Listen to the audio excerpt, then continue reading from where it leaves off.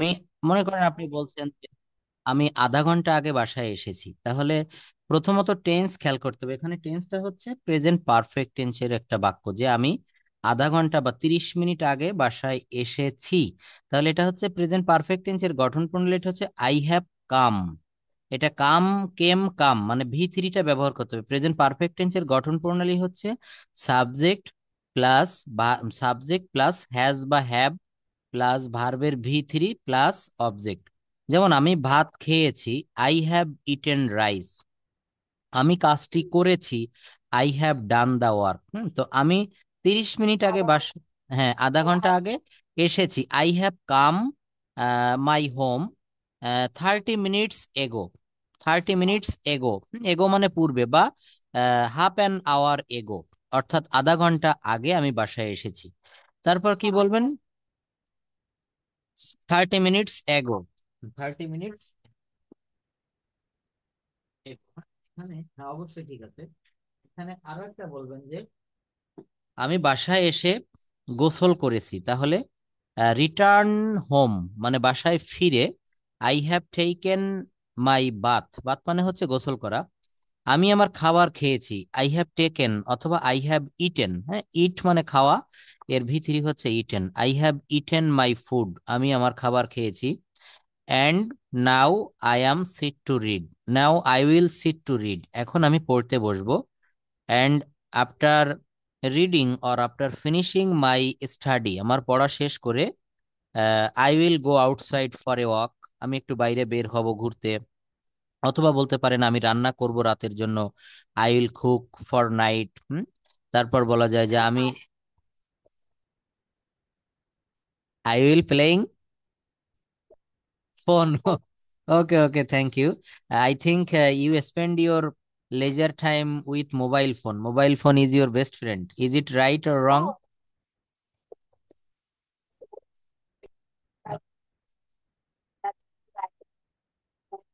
my friend, my family, and then I like to watching movie. Watching movie. Okay. I think your favorite hobby is watching movie.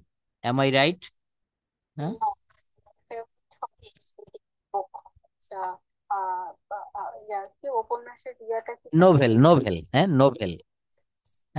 You when or from where you read novel, by mobile or any kinds of book? Do you No, have book? Okay, yes, thank you. yes. What kind of I have. novel? What kind of novel do you like to read? What kind of novel? Humayun Azad. Thank you. Humayun Azad. Himu. Yes. Okay, okay. Himu.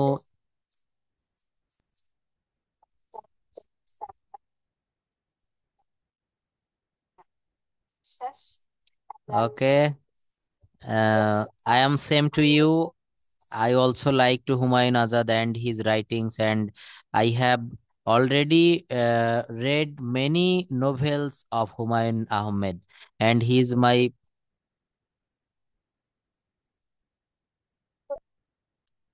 এটা read এর উচ্চারণটা করতে হবে red, বানানটা কিন্তু read read read, হ্যাঁ একই হবে। রিড ভার্বের তিনটা ফর্মই একই। দেখেন আমি পড়ি আছি, হ্যাঁ আমি পড়েছি হুমায়ুন আহমেদের অনেক উপন্যাস। I have read Azad, sorry sorry, Humayun Azad. তাহলে I have read so many novels of Humayun Azad, আমি হুমায়ুন হুমায়ুন আজাদের অনেক উপন্যাস পড়েছি। টেন্সটা আপনি খেয়াল করে কথা বলবেন, দেখবেন সব কথা আপনি বলতে পারছেন। আমি বাজারে গিয়েছি, আমি ভাত খেয়েছি। হুম,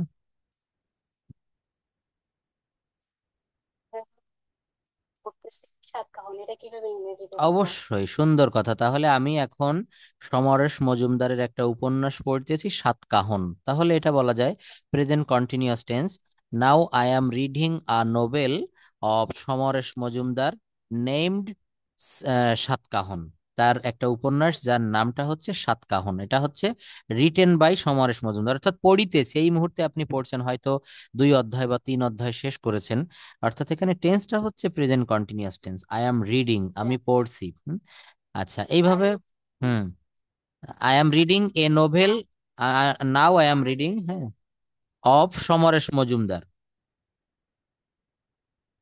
মজুমদার, হুম। নেমড সাতকাহন, নেমড মানে হচ্ছে নাম, অর্থাৎ ওই উপন্যাসটির নাম আহ, হচ্ছে সাতকাহন। হুম? আপনি আরেকটা কাজ করবেন, ইংলিশ মুভি দেখবেন, দেখবেন ইংলিশ মুভি দেখলেও কিন্তু অনেক কিছু শেখা যায়, অনেক হুম হুম হুম। ব্রিটিশ বুঝি না ভালো। আচ্ছা আচ্ছা আচ্ছা, ব্রিটিশ ইংলিশ না দেখে আপনি আমেরিকান ইংলিশের কিছু মুভি দেখলেও, এটা শর্ট মুভি বা যেগুলো মানে ওদের কথাগুলো বোঝা যায় এমন কিছু মুভি আছে, নিচেই দেখবেন লেখা ওঠে, যে কথাগুলো বলে এগুলো উঠেও যায় ওখানে লিখিত আকারে, এগুলো দেখলে অনেক কিছু বোঝা যায়। হুম হুম হুম হুম হুম। অবশ্যই অবশ্যই, তো এভাবে আর কি যে কোনো বিষয় মনে যা বাংলায় আসে এটা ইংলিশে ট্রান্সলেট করতে হবে। এই যে যেমন যেটা বলছেন যে আমি এখন সমরেশ মজুমদারের সাতকাহন উপন্যাসটি পড়িতেছি বা পড়ছি, তাহলে এটা হচ্ছে প্রেজেন্ট কন্টিনিউয়াস টেন্স। যদি বলা হয়, আপনি একটা কথা বললেন যে স্যার আমি মনে করেন এখানে দেবদাস উপন্যাস শরৎচন্দ্রের, বললেন যে স্যার আমি দেবদাস উপন্যাসটা পড়েছিলাম, তাহলে এটা হচ্ছে পাস্ট টেন্সে হয়ে যাবে। পাস্ট ফর্মে হবে যে আই রেড, রিড মানে পড়া, আবার একই বানান আর উচ্চারণটা একটা, I read the novel of Saratchandra named Devdas, I read it 2 months ago, আমি 2 মাস পূর্বে এটা পড়েছিলাম। And the novel was very pathetic to me, এটা ছিল আমার কাছে খুবই করুণ। দেবদাস উপন্যাসটা আপনি হয়তো পড়ে থাকবেন, এটা দেখবেন খুবই খুব ভালো, মানে ভালো বলতে কি সমাজের বাস্তব চরিত্র তুলে ধরেছে এর ভিতরে। তো এইভাবে আর কি আমাদেরকে যেটা আমরা বাংলায় বলবো সেটাই আমরা ইংলিশে ট্রান্সলেট করব। যে হুম। আমি পারতাম না। এখন হ্যাঁ, তাহলে হ্যাঁ এটা দিবেন, আই কুড রিড, হ্যাঁ বলেন বলেন অবশ্যই। আই হুম হুম, হ্যাঁ হ্যাঁ হ্যাঁ হ্যাঁ হ্যাঁ, অফকোর্স পারতাম, হ্যাঁ আই কুড রিড, হ্যাঁ I could read the novel Devdas, I could read Devdas, আমি পড়তেও পারতাম দেবদাস, হ্যাঁ। But I could not read, কিন্তু আমি পড়িনি। I will read, I will read this novel in future, আমি ভবিষ্যতে এই উপন্যাসটা পড়বো। আমি ভবিষ্যতে এই উপন্যাসটা পড়বো, অর্থাৎ এইভাবে আমি I will read in future, I will this novel in future, I will read this novel in future, in future. দেখেন এভাবে আমাদের বেশি কাজ হয়, এভাবে কথা বলতে হবে। তারপর বললেন যে স্যার আমি আজকে বাজার থেকে একটা নতুন উপন্যাস কিনে নিয়ে এসেছি, এটা হচ্ছে আপনি বলতে পারেন যে ভারতের একজন বিখ্যাত লেখক রয়েছে, যেমন উম কার নাম বলা যায়, আপনি বলেন বঙ্কিমচন্দ্র অথবা সমরেশ মজুমদার বা হুমায়ুন আজাদ, বা যে কোনো আপনি লেখকের বললেন, তাহলে এটা আমি আজকে, হ্যাঁ তসলিমা নাসরিন, ইয়াস, ইনিও একজন নির্বাসিত লেখিকা, বাংলাদেশে বাড়ি কিন্তু ইন্ডিয়াতে এখন থাকে। তো I have I have bought a new novel today of Taslima Nasrin and I, হ্যাঁ অফ অফ তসলিমা নাসরিন, অর্থাৎ তসলিমা নাসরিন এর, হ্যাঁ অফ মানে হচ্ছে এর। আচ্ছা, and I will start reading tonight, আমি আজকে রাত্রে থেকে একটা পড়া শুরু করব। And I love novel, I love reading novel, আমি উপন্যাস পড়তে খুব ভালোবাসি। And it's my hobby or I gather so I gather mass knowledge by reading novel, আমি উপন্যাস পড়ে অনেক জ্ঞান অর্জন করি। গ্যাদার মানে হচ্ছে সংগ্রহ করা বা অর্জন করা, সংগ্রহ করা বা অর্জন করা। আমাদের ক্লাস 9-10-এ একটা উপন্যাস ছিল জহির রায়হানের হাজার বছর ধরে, this novel, this novel is very interesting. আরো একটা উপন্যাস ছিল, এটা ছিল হচ্ছে ইন্টারমিডিয়েটে, পদ্মা নদীর মাঝি, মানিক বন্দ্যোপাধ্যায়। ইয়েস ইয়েস, আমি মুভিটা অনেকবার দেখেছি, এখানে রিয়াজ হচ্ছে নায়ক থাকে। তো এটাও আমরা পড়ে, by reading this novel we can learn the living condition of the people of the fishermen of Padma, bank of the Padma, অর্থাৎ পদ্মা পাড়ের যেসব জেলেরা বসবাস করে, এই জেলেদের জীবন কাহিনী, বিচিত্র সুখ দুঃখ নিয়েই কিন্তু এই উপন্যাসটা, it is written, it has been written, এটা লেখা হয়েছে। হুম হুম হ্যাঁ হ্যাঁ হ্যাঁ হ্যাঁ, আচ্ছা আচ্ছা আচ্ছা আচ্ছা। হ্যাঁ হ্যাঁ, কিন্তু এটা মুভি আকারে আপনি ইউটিউবে সার্চ দিলে চলে আসবে, পদ্মা নদীর মাঝি। এটা খুব সুন্দর একটা উপন্যাস, এবং এটা জেলে জীবনের। হুম। হ্যাঁ হ্যাঁ, একদমই ঠিক। এবং এটা পড়ে অনেক কিছু শেখা যায়, যে এখানে আমরা যে সাধারণত যে আমাদের জাতিভেদ প্রথা, বা আমরা যে এই জাতি ওই জাতি এটা করি, এই ধরনের কিছু না। এখানে মুক্ত চিন্তা নিয়ে কিন্তু এই উপন্যাসগুলো লেখা হয়েছে। তারপর হাজার বছর ধরে, এই উপন্যাসটাও অনেক ভালো, অনেক। যাই হোক, ইউ ক্যান হ্যাঁ, রিড। হুম হুম হুম। হাজার বছর ধরে, হ্যাঁ, হাজার বছর ধরে পদ্মা নদীর মাঝি। হুম হুম হুম হুম হুম হুম হুম হুম হুম হুম হুম। বুঝতে পারছি, হ্যাঁ হ্যাঁ, এখানে, হ্যাঁ হ্যাঁ, এখানে আরো একটা রয়েছে আপনার। সেটা ছিল হচ্ছে, লেখাটা আমার মনে আসছে না। এটাও শরৎচন্দ্র চট্টোপাধ্যায়ের লেখা ছিল, খুব চমৎকার একটা। ও, চন্দ্রনাথ। চন্দ্রনাথ নোভেলটাও খুব ভালো। তারপর আমাদের ক্লাস ইন্টারমিডিয়েটে একটা পাঠ্য ছিল, এটা ছিল হচ্ছে বিলাসী। বিলাসীটাও কিছুটা উপন্যাস টাইপের একটা প্রবন্ধ, একটা গল্প টাইপের, কিন্তু এটা, হ্যাঁ, বিলাসী, বিলাসীটা সব থেকে ভালো। বিলাসীটা পড়লে মানে শেষের সিনারি গুলো খুব ভালো, মানে এত সুন্দর করে তুলে ধরেছেন। শরৎচন্দ্র এমনি একজন বিখ্যাত লেখক, he writes novel very well. সে উপন্যাসগুলো লেখে, এমন ভাবে কথাগুলো উপস্থাপন করে, মনে হয় যেন এই মাত্র কথাগুলা কেউ বলল। খুব একেবারে তাজা কথা বলে, ফ্রেশ করে, খুব সুন্দর ভাবে। তো ইউ ক্যান রিড হাজার বছর ধরে, পদ্মা নদীর মাঝি, Bilashi. It's the best novel.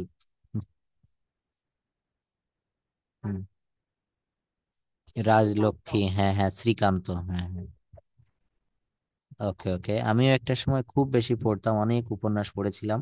It's was then my hobby, and now I have not enough time for reading novel, but I love reading novel.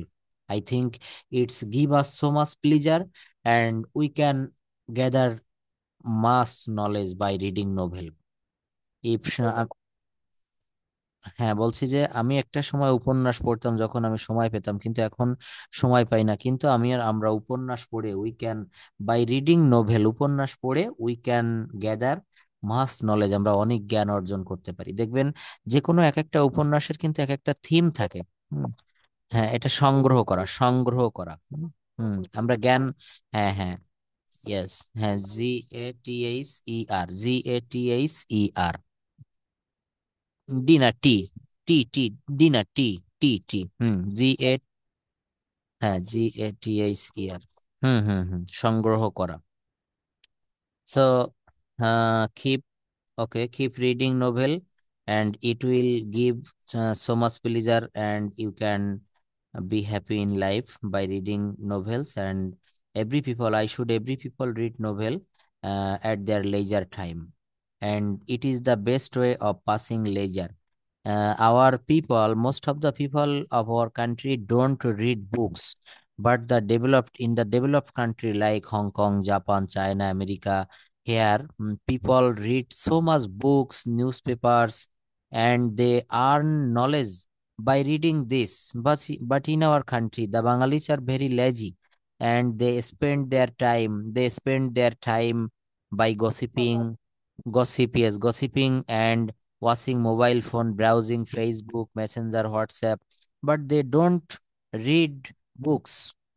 Book is called newspaper, book, that is called the storehouse of knowledge. Without reading, a man cannot be perfect. অর্থাৎ বই না পড়ে বা জ্ঞান অর্জন না করে একটা মানুষ পারফেক্ট হতে পারে না। বলা হচ্ছে যে, হাদিসে বলা হয়েছে, পণ্ডিতের কলমের কালি শহীদের রক্তের চেয়ে পবিত্র। কত সুন্দর একটি কথা। তো আসলে যারা, এটা এটা হাদিসের কথা। হুম হুম এটা আমি এক্সাক্ট বলতে পারবো না, তবে সম্ভবত এটা মানে হাদিসেই রয়েছে যে, আরো একটা কথা রয়েছে যে, দোলনা থেকে কবর পর্যন্ত তোমরা জ্ঞান অর্জন করবে। তো আমরা কিন্তু শুধুমাত্র, হুম হুম হুম হুম, হ্যাঁ হ্যাঁ,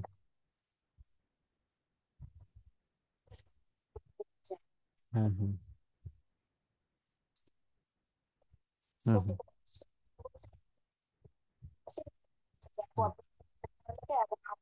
হুম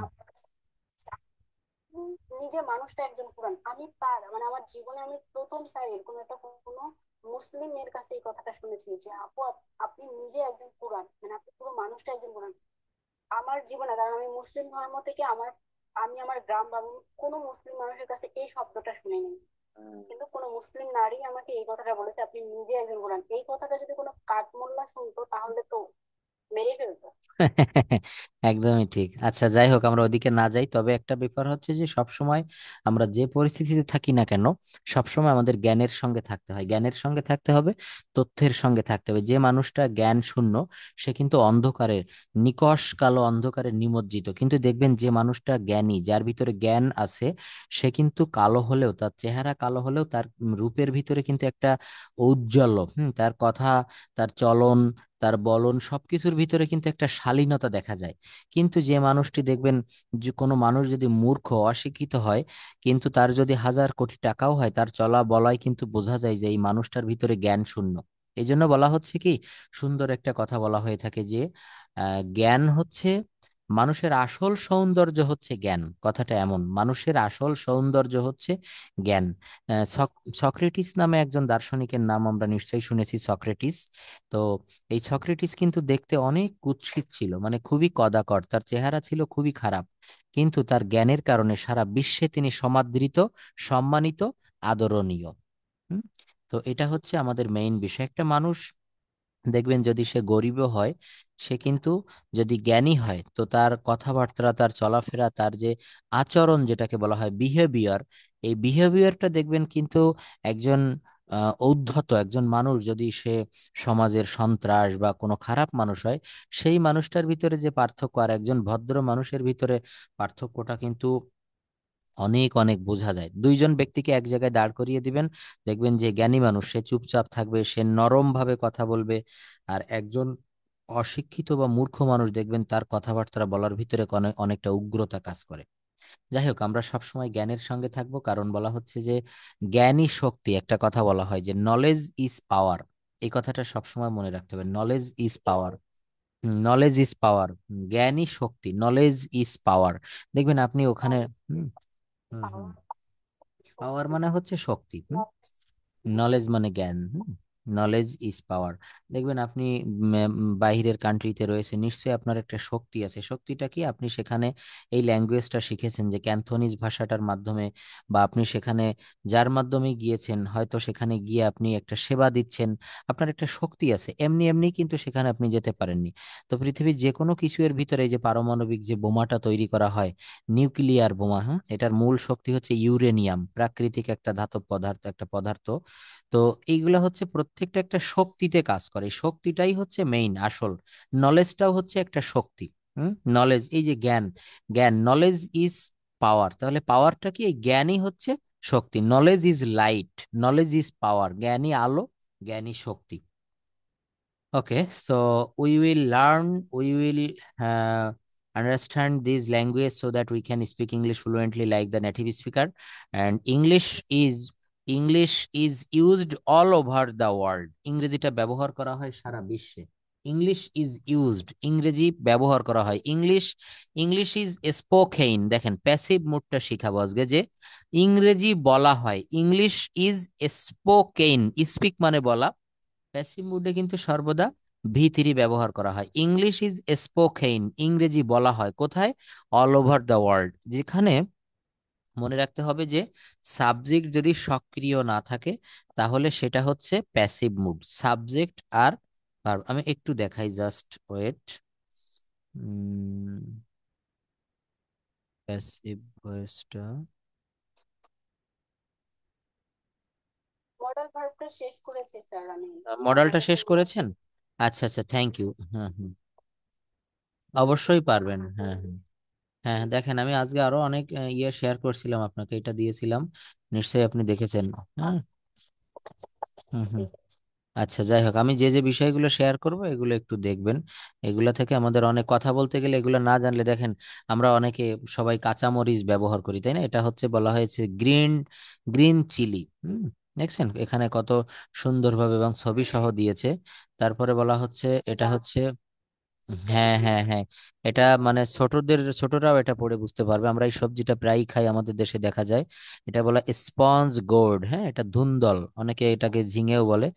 সিম, হ্যাঁ এটা হচ্ছে সিম বিন। তারপর রয়েছে দেখেন বরবটি, স্নেক বিন। এটা স্নেক মানে হচ্ছে সাপ, কিছুটা দেখেন সাপের মতো দেখা যায় যখন এই যে পেঁচিয়ে। হুম হুম হুম হুম হুম হুম, আচ্ছা। হুম হুম হুম, কিন্তু এখানে এখানে স্নেক বিন, বিন মানে হচ্ছে সিম। তো এই সিম গুলো দেখতে কিছুটা সাপের মতো দেখেন, এই যে পেঁচিয়ে রেখেছে, কিছুটা সাপের মতো দেখা যাচ্ছে, এই জন্য এটার নাম হচ্ছে স্নেক বিন, মানে হচ্ছে বরবটি। আমরা এটা অনেকেই কিন্তু খাই, বরবটি যেটাকে বলা হচ্ছে স্নেক বিন। নাস্তা হচ্ছে ব্রেকফাস্ট, সেটা তো আলাদা। নাস্তা, ব্রেকফাস্ট, তারপর লাঞ্চ। হ্যাঁ সকালের নাস্তা, কিন্তু এটা তো এখানে সবজির নামগুলো দেখাচ্ছি যে কিভাবে এই নামগুলো আমরা পড়তে পারি, সবজির নাম। ওকে, তারপর দেখেন।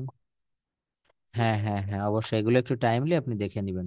আচ্ছা, তো মডাল ভার্বটা যেহেতু আপনি বলছেন যে মোটামুটি কমপ্লিট হয়েছে, প্রেজেন্টেশন ইউজ অফ মডেল, ওকে। ক্যানের ব্যবহার দেখিয়েছিলাম তাই না? Can, could, shall, should. Can মানে হচ্ছে পারা, এখানে এগুলো রয়েছে। কুড, কুড মানে হচ্ছে পারা অতীত অর্থে। মে মানে হচ্ছে সম্ভাবনা, যেমন আজ বৃষ্টি, সম্ভাবনা অর্থে আজ বৃষ্টি হতে পারে, এখানে মে ব্যবহার করতে হবে। ইট মে রেইন টুডে, আজ বৃষ্টি হতে পারে। তারপর দেখেন এখানে উডের ব্যবহার অতীত অভ্যাস অর্থে।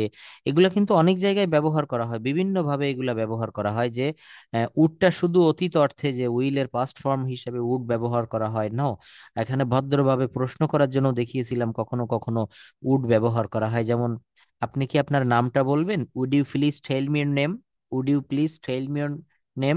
তাহলে এই যে উড, উডটা কিন্তু ভদ্রভাবে কাউকে যখন প্রশ্ন করা হয় তখনও কিন্তু উডের ব্যবহারটা করা হয়। এখানে দেখিয়েছিলাম যে কিভাবে বাক্য তৈরি করতে হবে। হুম হুম। হ্যাঁ, এটা বর্তমান অর্থে আপনি ব্যবহার করতে পারবেন অবশ্যই। যেমন কাউকে ভদ্রভাবে যখন প্রশ্ন করতে হবে, যেমন would you please have a cup of tea, আপনি কি এক কাপ চা খাবেন? Would you please tell me your name, আপনি কি আপনার নামটা বলবেন? অর্থাৎ উডের ব্যবহারটা বিভিন্ন জায়গায় বিভিন্ন ভাবে হতে পারে। এগুলো হচ্ছে তারপরে এখানে দেখেছিলাম যে ক্যান দিয়ে, ক্যান, কুড, মে, শ্যাল, এখানে স্পিক দিয়ে এই ভার্বগুলো দেখিয়েছিলাম। আমি ইংরেজিতে কথা বলতে পারি, আমি ইংরেজিতে কথা বলতে পারি, আই ক্যান স্পিক ইংলিশ, আমি ইংরেজিতে, যাই হোক। তো এইগুলো একটু দেখবেন। এখন আমরা আজকে একটু ভয়েসটা একটু দেখবো, ভয়েস চেঞ্জ, এটাকে বলা হয় হচ্ছে বাচ্য পরিবর্তন। বাচ্য মানে হচ্ছে কথা। বাচ্য পরিবর্তন, এটা একটু আমরা দেখবো আজকে, ভয়েস চেঞ্জ। ওকে, জাস্ট ওয়েট 1 মিনিট, একটু শীটটা বের করি।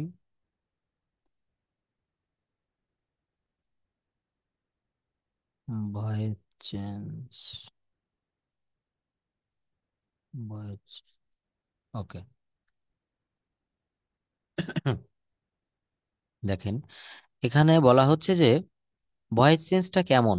কিছু কথা, আমরা যখন কথা বলি, তো বলা হচ্ছে কিছু কথা, কিছু কাজ, কিছু ঘটনা সাবজেক্ট বা কর্তা নিজে সম্পূর্ণ করে না। কে করে না? সাবজেক্ট বা কর্তা। কর্তা নিজে করবে না, নিজে সম্পূর্ণ করবে না। আমি যদি বলি সুমি ভাত খায়, আবার আরেকটা বাক্য যদি বলি ভাত সুমির দ্বারা খাওয়া হয়, ভাত খাওয়া হয় সুমির দ্বারা। দেখেন তাহলে এখানে একটা জায়গায় ডিরেক্ট সরাসরি কাজটা করতেছে সুমি, যে সুমি ভাত খায়। আর যখন বললাম ভাত সুমির দ্বারা খাওয়া হয়, তাহলে এই যে সাবজেক্ট, প্রথম বাক্যে সাবজেক্টটা সরাসরি সক্রিয় ছিল, সে নিজে কাজটি করেছে, সুমি ভাত খায়। আর যখন বললাম ভাত সুমির দ্বারা খাওয়া হয়, এখানে ভাতটা কিন্তু প্রাধান্য পেল। কে প্রাধান্য পেল? ভাত। আর সুমি যে সাবজেক্ট বা কর্তা, এ অনেকটা নিষ্ক্রিয় হয়ে গেল, এ বাক্যে থাকলো কিন্তু এর কর্তৃত্ব থাকলো না। হুম? তো বলা হচ্ছে যে কিছু কাজ বা কিছু ঘটনা সাবজেক্ট বা কর্তা নিজে সম্পূর্ণ করে থাকে, আবার কিছু কাজ বা কিছু ঘটনা অন্যের দ্বারা সম্পূর্ণ হয়ে থাকে। এই ধরনের কথা, কাজ বা ঘটনার প্রকাশভঙ্গিকে মূলত ভয়েস বা বাচ্য বা ক্রিয়ার ধরন বলে, ক্রিয়ার পরিবর্তন বলে, ভয়েস বা বাচ্যের পরিবর্তন। যেমন আমি ভাত খাই, আর এটা হচ্ছে অ্যাক্টিভের একটা ভয়েস চেঞ্জ। ভয়েস চেঞ্জ দুই প্রকার, এই যে দেখেন এখানে লিখেছি, ভয়েস চেঞ্জ কয় প্রকার? দুই প্রকার, হ্যাঁ। অ্যাক্টিভ ভয়েস আর প্যাসিভ ভয়েস। অ্যাক্টিভ ভয়েস, হ্যাঁ, এটা দেখবেন আমাদের 9 10-এ বা ইন্টারমিডিয়েটে যখন পড়েছেন তখন ছিল অ্যাক্টিভ ভয়েস আর প্যাসিভ ভয়েস, হ্যাঁ। অর্থাৎ অ্যাক্টিভ ভয়েসের বাংলা অর্থ হচ্ছে কর্তৃবাচ্য, মানে এখানে কর্তা থাকে।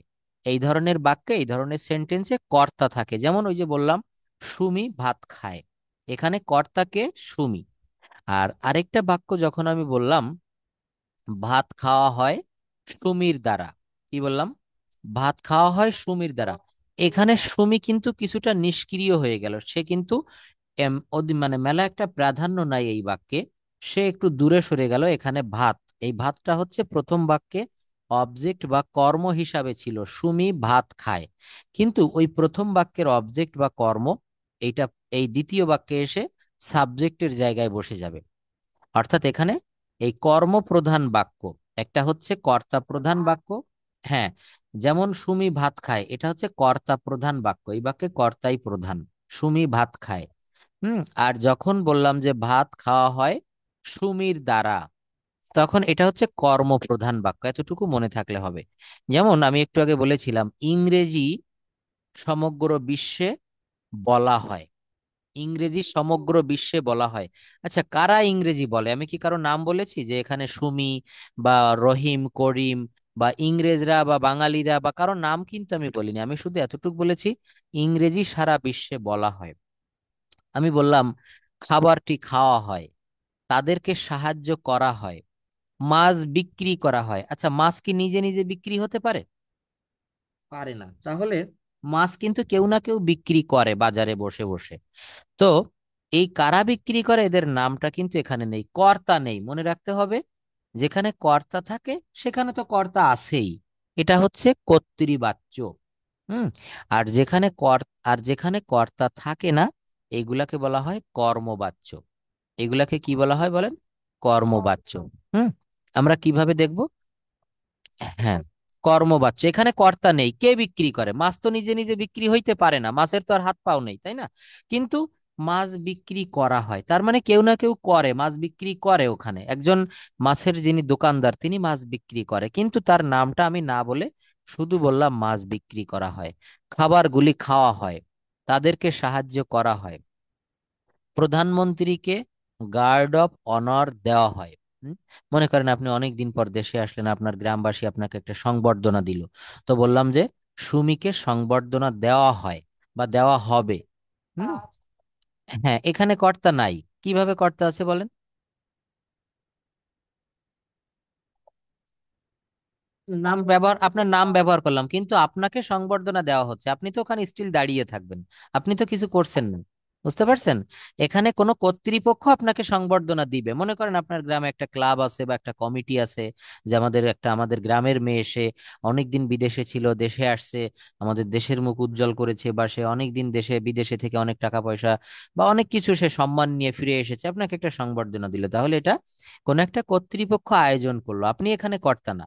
তো এই যে যেখানে কর্তা থাকে সেটা হচ্ছে অ্যাক্টিভ ভয়েস, আর যেখানে কর্তা থাকে না সেটা হচ্ছে প্যাসিভ ভয়েস। আমরা এতটুকু একটু মনে রাখবো। এবার দেখবো এগুলো কেন শিখছি, কারণ এই বাক্যটা একটু দেখেন, হি রিডস এ বুক, সে একটা বই পড়ে। এখানে একটা সাবজেক্ট আছে, সাবজেক্টটা কি? সাবজেক্টটা হচ্ছে হি, সাবজেক্টটা হচ্ছে হি। শি ড্রিউ এ পিকচার, এর অর্থ হচ্ছে সে একটা ছবি এঁকেছিল, সে এঁকেছিল। ড্র এর পাস্ট ফর্ম দিয়েছি ড্রিউ, হ্যাঁ। আমি যে ভার্ব ফর্ম দিয়েছিলাম এগুলো একটু অবসর সময় পড়বেন। হুম। অবশ্যই, আমি জানি একটু অসুস্থ ছিলেন, আপনি পড়বেন, আপনি যখনই সময় পাবেন এই শিটগুলো একটু দেখবেন, এবং অলসতাটা না, আপনি অবশ্যই অলসতা পরিহার করতে হবে, কারণ বলা হচ্ছে যে মানুষের ভিতরে যত শত্রু রয়েছে এর ভিতরে সব থেকে বড় শত্রু হচ্ছে অলসতা, idleness. Idleness, idleness, idleness is your great enemy. No other enemy is as big as idleness. অর্থাৎ এমন কোনো শত্রু নাই যে অলসতার চেয়ে বড়। দেখবেন পৃথিবীতে যারা বড় হয়েছে, আইডিলনেস, হ্যাঁ, আইডিল মানে হচ্ছে অলস, আর এর সঙ্গে নেস যোগ করে এটাকে অ্যাজেক্টিভ করা হয়েছে, নাউন অ্যাবস্ট্রাক্ট করা হয়েছে। আইডিলনেস অর্থাৎ অলসতা। আমি এখানে ভয়েস দেখি, এখনই পার্টস অফ স্পিচে চলে যাব, পার্টস অফ স্পিচটা আপনাকে ভালো করে বুঝতেই হবে। আচ্ছা, আইডিলনেস, আইডিল মানে হচ্ছে অলস, এটা হচ্ছে অ্যাডজেক্টিভ। আর আইডিলনেস এটা হচ্ছে নাউন, এটা অ্যাবস্ট্রাক্ট নাউন, দেখা যায় না, ধরা যায় না, ছোঁয়া যায় না, কিন্তু উপলব্ধি করা যায়। যাই হোক, তো আমাদেরকে আইডিলনেসটা পরিহার করতে হবে। যখনই আমরা বাসায় থাকবো দেখবেন মন চায় শুধু বিছানায় যেতে, শুইতে, ঘুমাতে, বিশ্রাম নিতে মন চায়, হ্যাঁ। কিন্তু যারা চেয়ার টেবিলে বসে থাকে, যখন ঘুম আসে তখন আপনি রুমের ভিতরে হাঁটাহাঁটি করবেন, পড়বেন, আপনি চোখে পানি ছিটাবেন। যখন ঘুম আসে, আমি কি করতাম ছোটবেলায়, অঙ্ক করতে বসতাম, যখনই ঘুম আসতো অঙ্ক করতাম। কারণ অঙ্ক করতে গেলে তোমাকে কলম চালাইতে হবে আমাকে। না, আমি নিজের গুণকীর্তন নিজে বলবো না, তবে আমি সবসময় পরিশ্রমে বিশ্বাসী। আমি ল্যাঙ্গুয়েজটা শিখেছি কারণ আমি প্রচুর পরিশ্রম করি। হ্যাঁ, হ্যাঁ।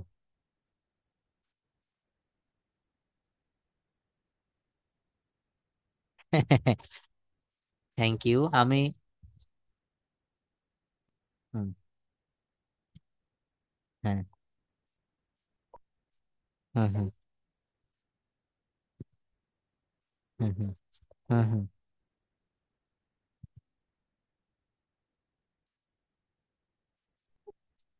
যে কাজটা শিশু হয়ে যাচ্ছে, ছোট হয়ে যাচ্ছে। থ্যাংক ইউ, থ্যাংকস এ লট। হ্যাঁ, থ্যাংকস এ লট। আমার আমার দেখেন, এই পেশা শিখানোটা এটা আমার ব্লাডের সঙ্গে মিশে আছে। কারণ আমার একদিন হয়তো বলেছিলাম, আমার দাদা, মানে আমরা ঠাকুর দাদা বলি, আমার বাবার বাবা যিনি, উনি 2 বছর আগে মারা গিয়েছেন, বয়স হয়ে গিয়েছিল অনেক। তো উনি প্রাইমারি শিক্ষক ছিলেন, আমার বাবা হাই স্কুলের টিচার এই মুহূর্তে এখনো আছেন, এখনো 3-4 বছর চাকরি আছে। আমিও চাচ্ছি একটা স্কুল বা কলেজে ঢুকতে। আর এই শেখানোটা, মানুষকে শেখানো ইংরেজি ভাষা, বা আমি বাংলাও প্রাইভেট পড়াই, হ্যাঁ, বাংলা গ্রামারও আমার খুব ভালো লাগে, বাংলা ব্যাকরণ যেটাকে বলে। তো আমি শিখাতে কেমন জানি আমার ছোটবেলা থেকে এটা আমার মানে রক্তের সঙ্গে মিশে আছে। এবং আপনাদের এই যে হ্যাঁ, হ্যাঁ, হ্যাঁ। হুম, হুম, হুম, হুম, হুম। অবশ্যই আমার জন্য। হুম, হুম, হুম, ঠিক, ঠিক। এখন শুনেন, আমি একটা বিষয় বলি কি, মানুষের জীবনে কোনো ভুল করা, বা আপনি যে বলছেন স্যার আপনার মতো টিচার যদি আমি পাইতাম, এখন এটা নিয়ে আফসোস করা যাবে না। আফসোসটা থাকবে কি নিয়ে? মনে করেন আপনি এখন আমাকে পাইছেন, এখন আমি যতদিন আপনাকে পড়াই, আমার ম্যানার, আমার আচরণ, আমার বিহেভিয়ার, আমার কথা বলার ধরন, বা কোনো একটা বিষয়ে যদি আপনার ভালো লাগে, সেটা আপনি শিখে রাখবেন। আমাদেরকে মৌমাছির মতো হতে হবে। দেখবেন মৌমাছি কি করে, বিভিন্ন ফুল থেকে মধু সংগ্রহ করে অল্প অল্প করে এনে, ওরা কিন্তু ওদের হানি কম্ব বলা হয়, হানি কম্ব, হ্যাঁ, মৌমাছির চাক। HONEY, হানি, COMB, হ্যাঁ, কম্ব মানে হচ্ছে চাক, COMB, কম্ব, হানি কম্ব, মৌমাছির চাক। তো মৌমাছি যেমন বিভিন্ন ফুলে ফুলে থেকে মধু এনে তার চাকটাকে বড় করে মধু সংগ্রহ করে, জীবনে আপনি যেখানে যা কিছু ভালো পাবেন সেটা সংগ্রহ করে রাখবেন। কেন? কারণ মনে করেন আপনি দেশে আসলেন, আপনি আজ হোক বা 1 বছর বা 2 বছর পরে হোক নিশ্চয়ই বিয়ে করবেন, আপনার ছেলে মেয়ে হবে। তো আপনি আপনি নিজে হয়তো ভালো বড় পর্যায়ে বা বড় চাকরি করতে পারেননি দেশে, আপনার একটা আফসোস যে আমার মা বাবা কেয়ার করেনি, কিন্তু আপনার ছেলে মেয়েরা যেন এই আফসোসটা না পায়। আমার এইটাই হচ্ছে চাওয়া এবং পাওয়া থাকবে। এটাই হচ্ছে আমার একটা মেসেজ। কারণ আপনি নিজেকে ভালোভাবে গড়ে তুলুন, যে ওই স্যারের কাছে পড়েছিলাম, উনি এই কথাগুলো বলেছিল, উনি এইভাবে পড়াতো, এইভাবে বুঝাইতো। আমি আপনাকে যেভাবে উচ্চারণটা দেখাচ্ছি, যে এ বলা যাবে না, এই বলতে হবে, পি বলা যাবে না, ফি বলতে হবে, সি কে কিউ তিনটাকে খ বলতে হবে, হ্যাঁ। যেমন আমরা কোয়েশ্চেন বলবো না, কোয়েশ্চেন বলবো, আমরা ক্যান বলবো না, খ্যান বলবো, খ্যান। এই যে যেটুকু আমার কাছ থেকে শিখলেন আপনার, যে আমি মনে করবো আপনার মনের ভিতরে মনে করেন একটা মৌমাছির চাক বাসা বেঁধেছে। তো এখানে আপনাকে মধু সংগ্রহ করতে হবে জীবনে। যেখানে যা কিছু ভালো দেখবেন সেটা নিজের মনের ভিতরে রেখে দিতে হয়, আর খারাপ যে জিনিসটা সেটা ঝেড়ে ফেলে দিতে হয়। এটা হচ্ছে মানুষ হিসেবে আল্লাহ পাক আমাদেরকে পাঠিয়েছে, আমাদের একটা নৈতিক দায়িত্ব এটা। মনে করেন ওই যে আপনাকে কুকুরে কামড়িয়েছিল, যার কুকুর সে আপনাকে হেল্প করেনি, উল্টে আপনাকে গালাগালি করলো, তাহলে বুঝতে হবে ওই লোকটার ফ্যামিলি ভালো না, তার ভিতরে কোনো আদর্শ নেই, সে হচ্ছে মানুষ নামের একজন পশু ছাড়া আর কিছু না। এটা আপনি তাও করতে পারে। Yes, exactly. হুম, হুম। আচ্ছা, আচ্ছা।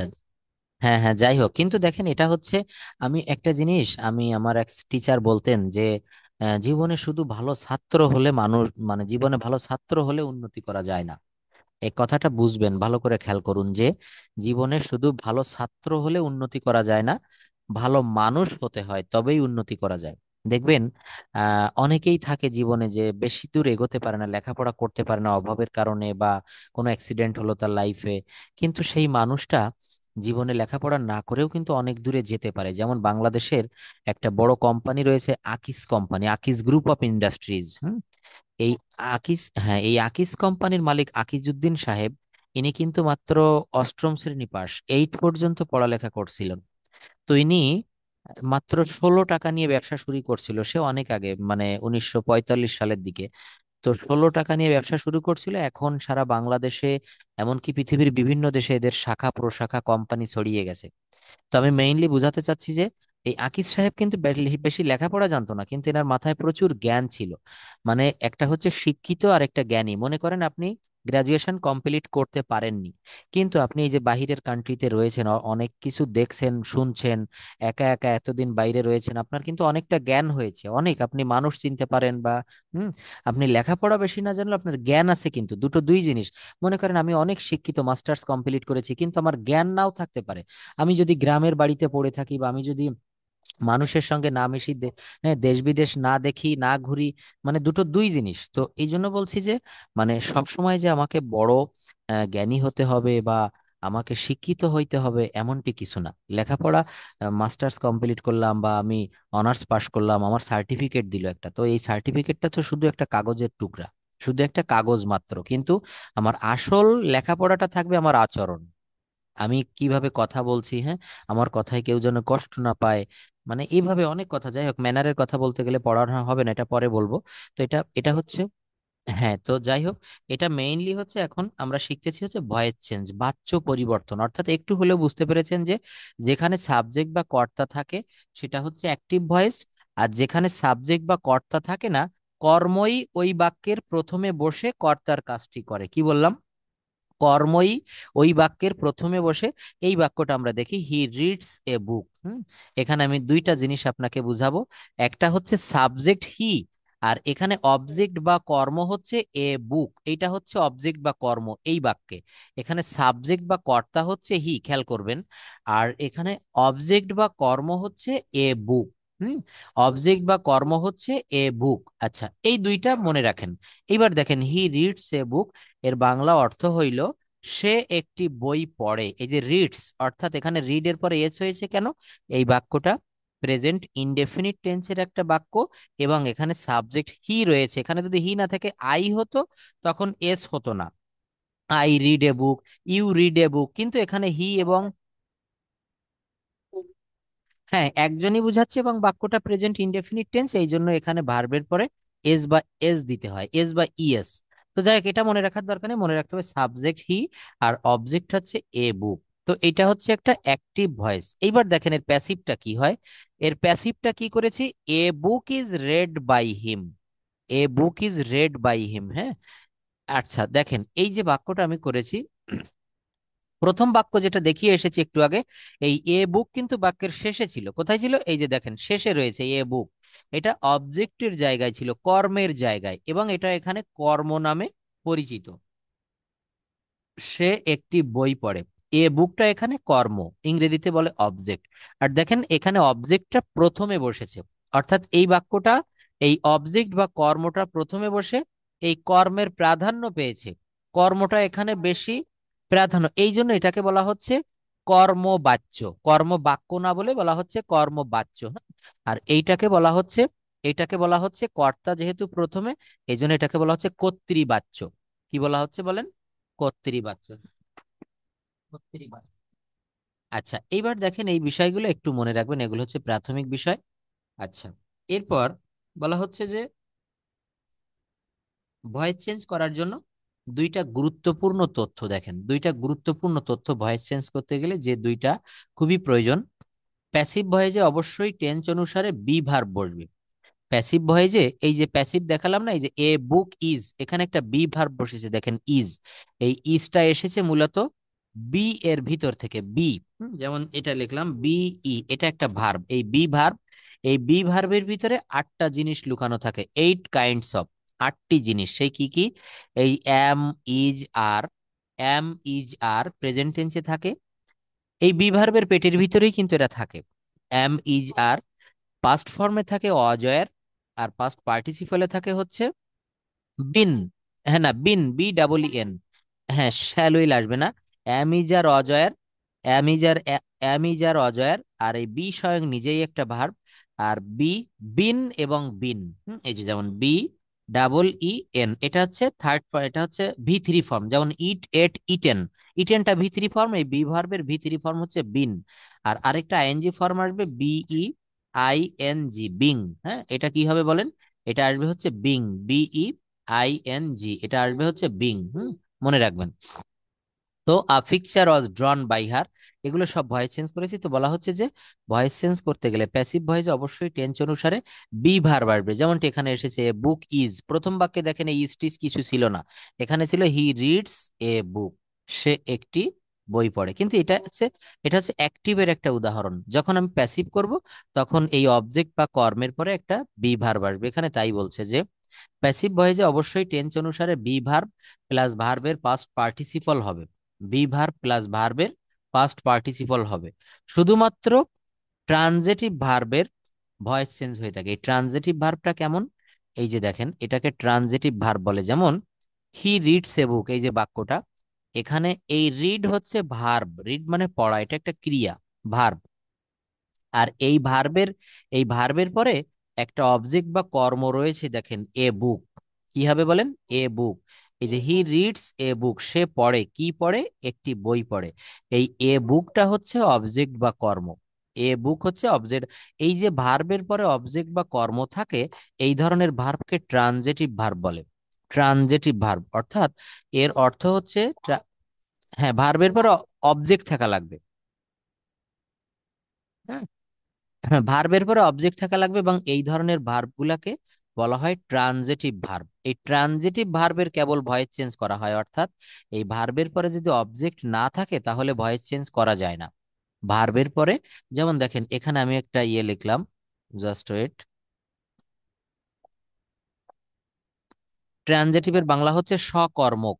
সকর্মক, হ্যাঁ, মানে হচ্ছে সাথে, মানে সাথে, অর্থাৎ এই ভার্বের সাথে দেখেন একটা কর্ম রয়েছে, অবজেক্ট এ বুক। ভার্বের সাথে একটা কর্ম আছে, এ বুক। এই ধরনের ভার্বকে বলা হয় ট্রানজেটিভ ভার্ব, সকর্মক ক্রিয়া। কি বলা হয় বলেন? সকর্মক, সকর্মক ক্রিয়া। তো দেখেন এখানে একটা বাক্য লিখলাম, he he loves, L A U G H S.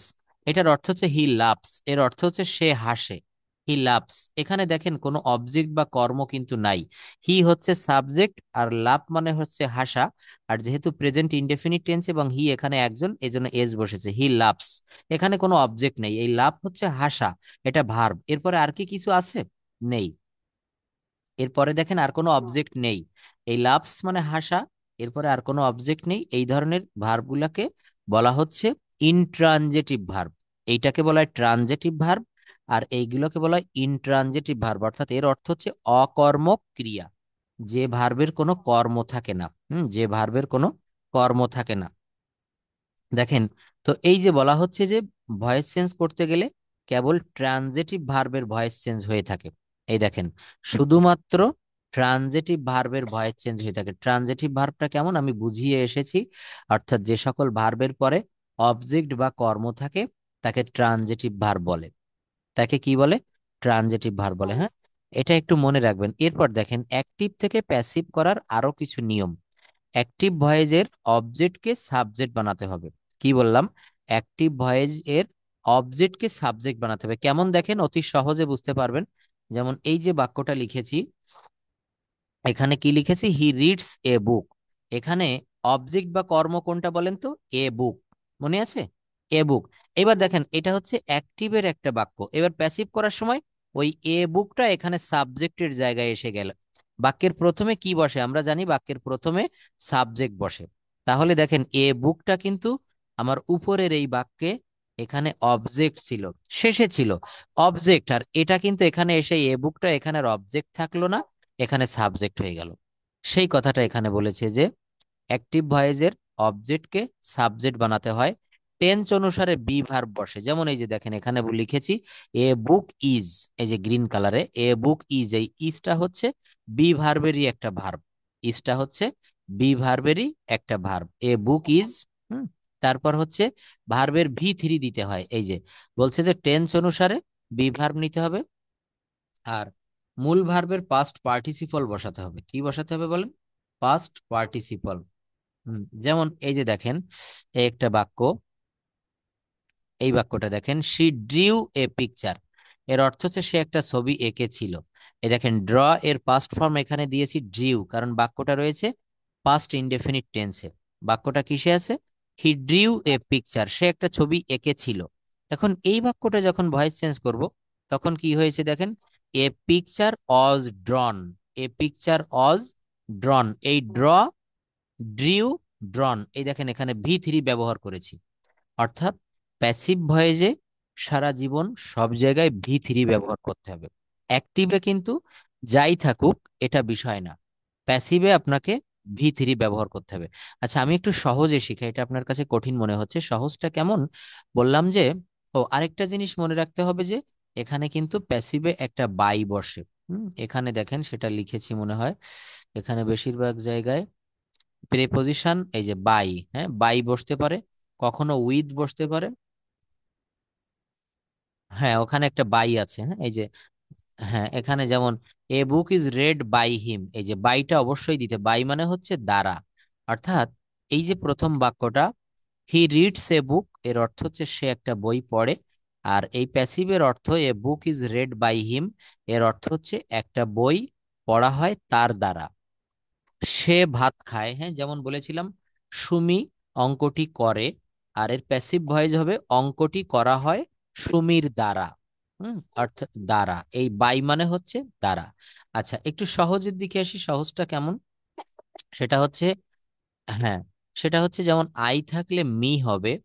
অর্থাৎ সাবজেক্টে অ্যাক্টিভে যদি আই থাকে, কখনো আই মানে হচ্ছে আমি, অ্যাক্টিভে যদি আই থাকে, অ্যাক্টিভে আই থাকলে প্যাসিভ ভয়েসের ওই অবজেক্টের জায়গায় গিয়ে মি হবে। যেমন একটা বাক্য যদি বলি আই দিয়ে, অ্যাক্টিভের একটা বাক্য আই ইট রাইস, এর অর্থ হচ্ছে আমি ভাত খাই, আই ইট রাইস।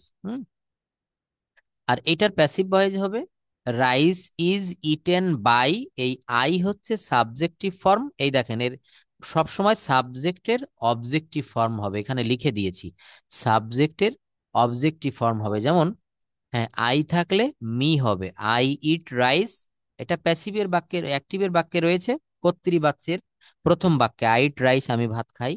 আর এটা প্যাসিভে হবে rice is eaten by me, rice is eaten by me, by. ভাত আমার দ্বারা খাওয়া হয়, মি মানে হচ্ছে এখানে আমার, ভাত আমার দ্বারা খাওয়া হয়। যেমন দে দিয়ে যদি বলি দে ক্যাচ ফিশ, অ্যাক্টিভের একটা বাক্য, কর্তৃবাচ্য, তারা মাছ ধরে, কারা ধরে? তারা, they catch fish, they catch fish.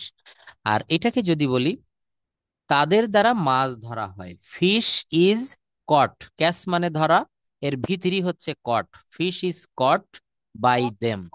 হ্যাঁ CAUGHT, কট, কট, কট, হ্যাঁ caught, fish is caught by them. আচ্ছা দেখেন হি থাকলে কি হয় হিম, এই শীটটা পড়বেন। কোনো নাম থাকলে উক্ত নাম বসে যায়। যেমন বলেছি যে সুমি ইটস রাইস, সুমি ভাত খায়। আর যখন বলবো প্যাসিভ ভয়েস, হ্যাঁ তখন প্যাসিভে কি হবে সুমি ইটস রাইস, এটা অ্যাক্টিভ, প্যাসিভে হবে rice is eaten by Sumi, rice is eaten by Sumi. নাম থাকলে, হ্যাঁ নাম থাকলে নামটা বসে যাবে, হ্যাঁ উই থাকলে, আর দে দেন, হুম, মানে হুম। সরি, কর্তা হচ্ছে আহ কর্তা যখন থাকবে তখন এই বাম পাশের এইগুলো হবে আই, দে, হি।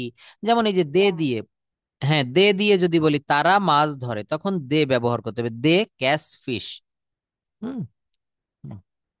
আচ্ছা এটা অ্যাক্টিভে দে হবে, প্যাসিভে দেম হবে, অ্যাক্টিভে হি হবে, প্যাসিভে হিম হবে, অ্যাক্টিভে আই থাকবে, প্যাসিভে মি থাকবে, অ্যাক্টিভে উই থাকবে, প্যাসিভে আস থাকবে। হুম, ঠিক আছে। আচ্ছা তাহলে এইভাবে এখন আমি একটু মেইন যে বিষয়টা বোঝাতে চাচ্ছি সেটা হচ্ছে ওই যে আমি একটা শব্দ বলেছিলাম যেখান থেকে এটা শেখানোর সূত্রপাত, সেটা হচ্ছে ইংরেজি সারা বিশ্বে বলা হয়।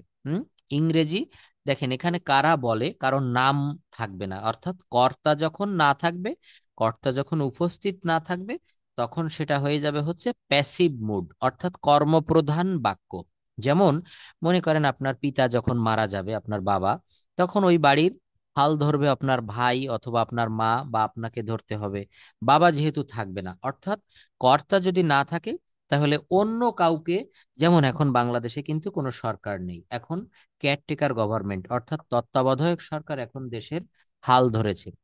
তাহলে এই তত্ত্বাবধায়ক সরকার কিন্তু প্যাসিভ ভয়েস, অর্থাৎ এরা কিন্তু অ্যাক্টিভ না, কারণ সরকার যে সিদ্ধান্তগুলো নিতে পারে বা সরকারি দপ্তরের যে কাজগুলা হয়, এখন কিন্তু অনেক কাজ বন্ধ রয়েছে, কিন্তু যখন সরকার আসবে, তখন সরকার হবে হচ্ছে অ্যাক্টিভের বাক্য। একটা হচ্ছে অ্যাক্টিভ, অর্থাৎ সহজে মনে রাখবেন, সক্রিয় বাক্য আর নিষ্ক্রিয় বাক্য। তো সক্রিয় কি? যেখানে সাবজেক্ট বা কর্তা সক্রিয় থাকে, সেটাকে হচ্ছে সক্রিয় বাক্য বলে। আর যেখানে কর্ম সক্রিয়, সেগুলোকে হচ্ছে কর্মপ্রধান বাক্য বলে। কর্মপ্রধান, একটা হচ্ছে কর্তা প্রধান, আর একটা হচ্ছে কর্মপ্রধান। যেমন কর্মপ্রধান। যদি বলা হয় মিতা গান গায়, এখানে গান কে গাচ্ছে? মিতা। আর যখন আমি গানটাকে একটু প্রাধান্য দিব, গান মিতার দ্বারা গাওয়া হয়, অর্থাৎ তখন মিতার কিন্তু প্রাধান্য কমে গেল। আবার দেখেন এখানে দুইটা বাক্যতেই কিন্তু মিতা রয়েছে, কিন্তু কিছু কিছু বাক্যে টোটালি কোনো সাবজেক্ট থাকবে না। কে করে? এই যে বললাম ইংরেজি বলা হয়, এখানে মিতা বা সুমি বা কারো নাম থাকবে না, টোটালি কোনো সাবজেক্ট থাকবে না। এই যে ইংরেজি বলা হয়, ইংরেজি তো আর নিজে নিজে বলতে পারে না, ইংরেজির তো প্রাণ না, এটা একটা ভাষা, জড় বস্তু। তাহলে ইংরেজি বলা হয়, অর্থাৎ লোকেরা বলে, মানুষে কিন্তু ইংরেজি ভাষাটা ব্যবহার করে। তো এই জন্য এই ধরনের বাক্যগুলাকে বলা হয় প্যাসিভ ভয়েস, অর্থাৎ কর্মপ্রধান বাক্য। তাহলে ভয়েস চেঞ্জটা কি মোটামুটি বুঝতে পেরেছেন আমার এতক্ষণের আলোচনার মাধ্যমে? অবশ্যই অবশ্যই ভিডিওটা দেখবেন, এবং ভয়েস চেঞ্জের উপরে আমার এইটা বা এখানে আরো যা যা রয়েছে আমি আগামী ক্লাসে আরো ভালো করে নিব। এখন আমি একটু অন্য অন্য জায়গাতে যেতে চাই। যেমন আমরা হচ্ছে মেইনলি শিখতেছি কথা বলাটা দ্রুত, তাই না? প্রেজেন্টেশন দিতে হয়। তো প্রেজেন্টেশনটা দিতে গেলে আমাদের, আমি দেখিয়েছিলাম, এইটা অবশ্যই একটু পড়বেন, গুড আফটারনুন কি বলে শুরু করতে হয় আর কি বলে শেষ করতে হয়। হ্যাঁ, এই দুইটা তিনটা লাইন একটু মনে রাখতে হবে। আরো কিছু কিছু বিষয় আছে যেগুলো আমাদের দৈনন্দিন জীবনে, আপনি মনে করেন বাংলাদেশে আসছেন, এখন ঢাকায় কোনো একটা ডে কেয়ার সেন্টারে, বেবি কেয়ার সেন্টারে হয়তো আপনি জবে ঢুকতে চাচ্ছেন, সেম ধরেন আপনি ঢুকবেন, এখন আপনাকে সেখানে ইংলিশে ভাইবা দিতে হবে, ইংলিশে আপনাকে ইন্টারভিউ দিতে হবে। তো তারা বললো যে please introduce your self in English, আপনার নিজের বর্ণনাটা আপনি ইংলিশে দেন। তো আপনার নাম কি, আপনি কোথা থেকে এসেছেন, আপনার অভিজ্ঞতাটা কি, হ্যাঁ আপনার এক্সপিরিয়েন্স কি, সবকিছু ইংলিশে বলতে হবে। তো দেখেন ইংলিশে আমরা ইন্ট্রোডিউস ইউর সেলফ কিভাবে বলি, এটা একটু পড়েন। আসসালামু আলাইকুম, গুড মর্নিং ইউ অল, অর্থাৎ কথা এইভাবেই শুরু করব। হ্যাঁ, You all, well, I am glad to introduce myself. My name is Shulkar. This is my this is Mr. Shulkar. I'm 25 years old. I am Bangladeshi by birth. My home district is Bagherhat. এখানে আপনার যার যার home district সেটা নিজে নিজে বলবেন। Acha, at at present tense, at present present tense. I am living at Dhaka. At present মানে Uh, বর্তমানে আমি ঢাকায় আছি। হুম। at present at Dhaka. হুম। I am student. I having my undergrad graduation की undergraduate program. undergraduate program from City University in English language and literature, uh, literature. ইংরেজি সাহিত্য, ইংলিশ লিটারেচার মানে হচ্ছে ইংরেজি সাহিত্য। ইংলিশ লিটারেচার, হ্যাঁ। I am doing my bachelor degree. bachelor degree in English language at City university. University. হুম। Class family. হুম। Our of six of. seven members. হুম। My parents and I have I lovely, have lovely lovely brothers and brothers, one one sister. sister. হুম। Single, single. জি, যেটা my favourite sports are and cricket. My favorite color black and white. I am interested in in media, my future plan. research. What about you for the passion sharing, passion sharing, hearing, hearing? Patience hearing. হ্যাঁ, patient মানে হচ্ছে রুগী, ডাক্তারের কাছে রুগী যায়, patient, হ্যাঁ, P A, সেটা সেটা হবে প্যাশেন্ট, PATIENT, আর এখানে হচ্ছে প্যাশেন্স। হ্যাঁ, বাংলা হ্যাঁ translate. বলছি, হ্যাঁ বলছি, ওইটা হচ্ছে প্যাশেন্ট মানে রুগী, সেটা উচ্চারণটা হবে প্যাশেন্ট, ট আসবে শেষে একটা, PATIENT। ওটা হচ্ছে প্যাশেন্ট, আর এটা দেখেন লিখেছি প্যাশেন্স, প্যাশেন্স। অর্থাৎ এটা প্যাশেন্স মানে হচ্ছে ধৈর্য, অর্থাৎ thank you for patience sharing, অর্থাৎ ধৈর্য সহকারে শোনার জন্য ধন্যবাদ, ধৈর্য সহকারে শোনার জন্য ধন্যবাদ, thank you for patience sharing. আর এই প্যাশেন্ট মানে হচ্ছে রুগী, মনে রাখতে হবে। ইংলিশে এমন, হ্যাঁ ইংলিশে দেখবেন মাঝে মাঝে আপনাকে আমি ছোট ছোট এই বিভিন্ন ইয়ে পাঠাই, ভালো ভালো জায়গা থেকে কালেক্ট করে, এগুলো পড়বেন। অর্থাৎ অনেক শব্দ রয়েছে একই রকম শুনতে, বানানো প্রায় একই রকম, কিন্তু তাদের অর্থ অনেক আলাদা। যেমন আমি এখানে একটি শব্দ দেখাই, HOPE, আমরা এটা প্রায় ব্যবহার করি, I hope you are quite well, আশা করি আপনি ভালো আছেন। হ্যাঁ, আপনাকে মাঝে মাঝে আমি লিখি যে I hope you are quite well, তো এখানে হোপ মানে হচ্ছে আশা করা, বানানটা কি হবে, HOPE। আবার দেখেন আরেকটা লিখলাম, HOP, কি লিখলাম, HOP, আমি দুইটা বানান লিখেছি, দুইটার উচ্চারণে কিন্তু হবে হোপ। তো প্রথম হোপ, HOPE, এই হোপ শব্দের অর্থ হচ্ছে আশা করা, হোপ শব্দের অর্থ কি হবে, আশা করা। আর আরেকটা দেখেন HOP, এটা ডিকশনারিতে দেখবেন, এই হোপ শব্দের অর্থ হচ্ছে এক পায়ে লাফানো, এক পায়ে লাফিয়ে, দেখবেন ওই গ্রামের ছেলেমেয়েরা একটা খেলা করে, ওই যে আমাদের এদিকে কিত কিত খেলা না কি বলতো, যাই হোক, তো এক পায়ে লাফানো যেটাকে বলা হয়, হ্যাঁ মোরগ লড়াই আছে, থ্যাংক ইউ, এই যে খেলাগুলা, ওই যে দেখবেন এক পায়ে লাফানো, লাফাতে হয়। তো এইগুলাকে বলা হয় হচ্ছে হোপ, HOP। আমি দেখেন কোথায় হোপ মানে আশা করা, আবার কোথায় হোপ মানে এক পায়ে লাফানোর, আপনি যদি ভুল করে কখনো একটা বাদ দিয়ে দেন, তাহলে ওই হোপ মানে কিন্তু এক পায়ে লাফানো। আমরা দেখবেন চিঠি লেখার সময়, বাবার কাছে যখন আগে চিঠি ছিল ফোন আসার আগে, তখন লিখতাম যে my dear father, I hope you are very well by the grace of almighty Allah. হুম, এটা চিঠিতে আমরা লিখতাম, তো এই হোপ মানে হচ্ছে আশা করা। আবার আরেকটা হোপ মানে, এই ধরনের অনেক অনেক শব্দ আছে, এগুলোকে বলে সিমিলার সাউন্ডিং ওয়ার্ডস, সিমিলার সাউন্ডিং অর্থাৎ একই রকমের সাউন্ড, একই রকমের সাউন্ড, দুটোই কিন্তু হোপ। আরো একটা দেখাই, যেমন এখানে রয়েছে SHEEP, এটা হচ্ছে শিপ। এবার আরেকটা লিখলাম SHIP, শিপ। আমি দুইটা লিখেছি, দুইটার উচ্চারণে কিন্তু শিপ, তালব্যস্বয় রস্যই দীর্ঘিকার প, শিপ। তো প্রথম শিপ দেখেন, SHEEP, এই শিপ মানে হচ্ছে ভেড়া, শিপ মানে হচ্ছে ভেড়া। আচ্ছা, একটা প্রাণী দেখবেন, এটা দেখা যায় আমাদের দেশে, শিপ মানে ভেড়া। আবার হ্যাঁ, আর SHIP, এই শিপ মানে হচ্ছে নদীতে যে জাহাজ চলে, সেই জাহাজ, বড় বড় জাহাজ। হুম হুম হুম হুম, শিপে করে যেতে হয়। হুম। আচ্ছা, না আমি এখন কোনো সমস্যা নাই। এখন সমস্যা নাই, এখন আমি এই মুহূর্তে কোনো ক্লাস নাই। হুম, আচ্ছা অবশ্যই আপনি শেয়ার করবেন, হ্যাঁ আমি আরেকটু পড়াই, তারপরে একটু মনে রাখেন ক্লাসের শেষের দিকে আপনি এটা।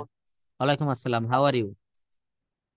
হুম, আচ্ছা, এটা আমি আরেকটু বুঝাই তো, এটা একটু মনে রাখতে হবে, শিপ, SHEEP, আরেকটা হচ্ছে SHIP। এই বিষয়টা একটু মনে রাখতে হবে। তো এগুলাকে বলে সিমিলার সাউন্ডিং ওয়ার্ডস, অর্থাৎ প্রায় একই রকম শুনতে, সম উচ্চারিত শব্দ, বাংলা ভাষাতেও এগুলো ছিল সমুচ্চারিত শব্দ। যেমন বাংলা ব্যাকরণে ছিল কুল, কয় দীর্ঘকার ল আর কয় রস্যুকার ল, কুল, একটা কুল মানে হচ্ছে নদীর কুল, আরেকটা কুল হচ্ছে, কুল মানে হচ্ছে বংশ।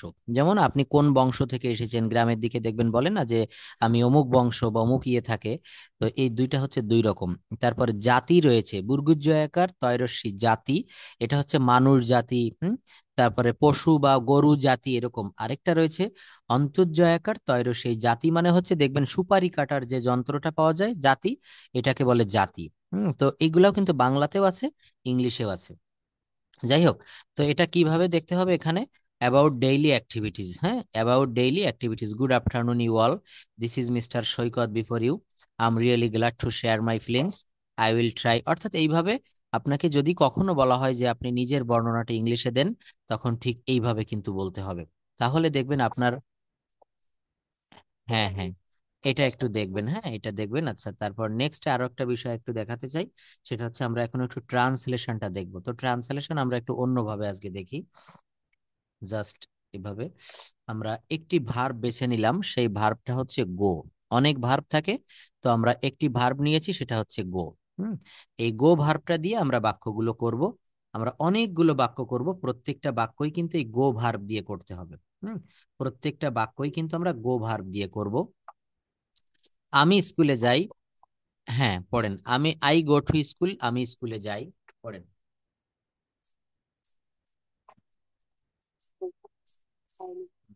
Do I go to school, আমি কি স্কুলে যাই? Don't I go to school, আমি স্কুলে যাই না। নো, এখানে দেখেন পড়াটা এভাবে পড়বেন, অর্থাৎ এখানে গো ভার্ব দিয়ে আমি চারটা বিষয় বুঝিয়েছি একই সঙ্গে। আমি বাংলাটা পড়ি আগে, আমি স্কুলে যাই, পরের বাক্যটা আমি স্কুলে যাই না, পরের বাক্যটা আমি কি স্কুলে যাই।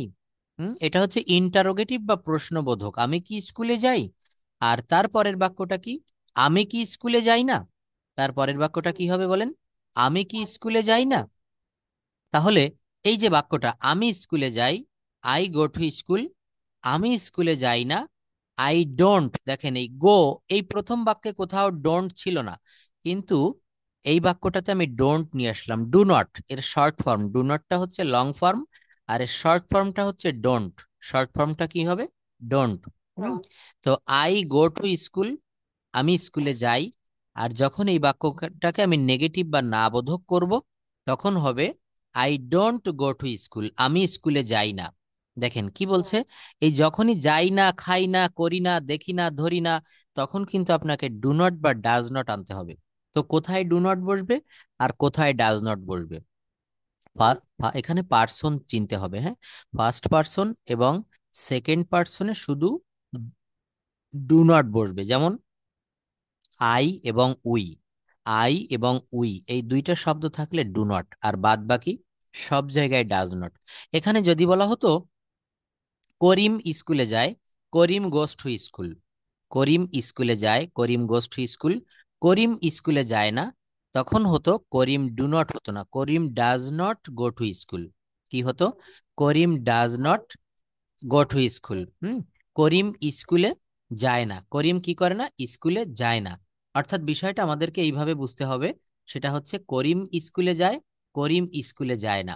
করিম কি স্কুলে যায়, এটা হচ্ছে প্রশ্নবোধক, তখন কিন্তু ওই ডাস শব্দটা প্রথমে আসবে, ডাস করিম গো টু স্কুল, এটা দিয়ে বুঝাই I go to school, I do not go to school. আমি কি স্কুলে যাই, তখন দেখেন এই যে প্রশ্নবোধক, প্রশ্ন করা হচ্ছে, তখন এই ডুটা সবার প্রথমে আনতে হবে, আর বাদ বাকি সবটুক ঠিক থাকবে। শুধু প্রথমে কি নিয়ে আসলাম, প্রথমে শুধু আমি ডুটা এনেছি, আর এখানে প্রথম বাক্যে যা ছিল, প্রথম বাক্যে যা ছিল তাই এখানে বসিয়ে দিয়েছি, I go to school, do I go to school. এরপর দেখেন আমি কি স্কুলে যাই, এর বাক্যটা কি হবে, do I go to school. আর আমি কি স্কুলে যাই না, don't I go to school, আমি কি স্কুলে যাই না কি হবে, don't I go to school. হুম, এখানে ডোন্ট হবে, অর্থাৎ এটা হচ্ছে নেগেটিভ ইন্টারোগেটিভ, প্রশ্ন না বোধক, মানে প্রশ্ন করতেছে আবার সেই সঙ্গে একটা না কথাটাও থাকবে, আমি কি স্কুলে যাই না, আর তার আগের বাক্যটা ছিল আমি কি স্কুলে যাই। তো এখানে মেইনলি দেখতে হবে যে আমি কিন্তু গো ভার্বটা সব জায়গায় ব্যবহার করেছি, আমি গো বাদে অন্য কোনো ভার্ব আমি আনিনি। হুম, তো এই গো ভার্বটা দিয়েই দেখেন অনেকগুলো বাক্য করা যায়, নিচে এইগুলা পড়েন, সে স্কুলে যায় কি হবে। হুম, হুম, তারপর, হুম, হুম, হুম, হুম, হুম, স্কুলে যায় না, হুম। doesn't he go to school? অর্থাৎ এখানে যেভাবে দেখিয়েছি ঠিক তাই, তো এখানে শুধু আই ছিল, আই গো টু স্কুল, আর এখানে নিয়ে এসেছি সে, আই এর পরিবর্তে হি। হি গোস টু স্কুল, এখানে গোস কেন হলো? বাক্যটা হচ্ছে প্রেজেন্ট ইনডেফিনিট টেন্সে আছে, এবং এখানে হি হচ্ছে থার্ড পারসন সিঙ্গুলার নাম্বার, একজন। হি বললে একজনকে বোঝায়, এই জন্য কিন্তু এখানে গোজ হচ্ছে। হি গোস টু স্কুল, হ্যাঁ, সে স্কুলে যায়। সে স্কুলে যায় না, দেখেন আই এর পরে এখানে ডোন্ট ব্যবহার করেছিলাম, আর এখানে ডাজেন্ট হবে কেন? এই হি এর জন্য কিন্তু এখানে ডোন্ট হবে না, হি এর জন্য এখানে ডাজেন্ট হবে। He doesn't go to school, সে স্কুলে যায় না। থার্ড পার্সনের কারণে এখানে ডাজ বসেছে। অ্যাকচুয়ালি রাইট, হ্যাঁ, অ্যাবসলিউটলি রাইট যা বলেছেন। এরপর একটা দেখেন, এখানে পাস্ট ফর্ম করেছি, গো মানে যাওয়া, আর গো এর পাস্ট ফর্ম হচ্ছে ওয়েন্ট। ওয়েন্ট মানে হচ্ছে গিয়েছিল বা গিয়েছিলাম। তাহলে আমি স্কুলে গিয়েছিলাম, কি হবে বলেন তো? আমি স্কুলে গিয়েছিলাম। I went to school. পড়েন, এগুলো পড়েন। আমি হুম। স্কুলে গিয়েছিলাম। I school. হুম। আমি স্কুল যাইনি। আই হুম। Didn't go to school. হুম। আমি স্কুলে গিয়েছিলাম। হুম। I go to school. হুম। আমি স্কুলে যাই, আমি কি স্কুলে যাইনি? হুম। Don't I go to school? Didn't, এখানে ডিডিন্ট, ডোন্ট না, প্রেজেন্ট টেন্সে ডোন্ট ছিল, এখানে ডিডিন্ট। তাহলে এখানে আমরা কি বুঝলাম? এখানে আমরা কিন্তু আগে যেমন আমরা ডু ব্যবহার করেছি, এখানে আমরা প্রত্যেকটা জায়গায় দেখেন ব্যবহার করেছি হচ্ছে ডিড। অর্থাৎ পাস্ট টেন্সে, পাস্ট টেন্সে অতীতকালে হলে গো এর past form v two form হচ্ছে went. I went to school, আমি স্কুলে গিয়েছিলাম। আমি স্কুলে যাইনি, I didn't go to school. আমি কি স্কুলে গিয়েছিলাম? Did I go to school.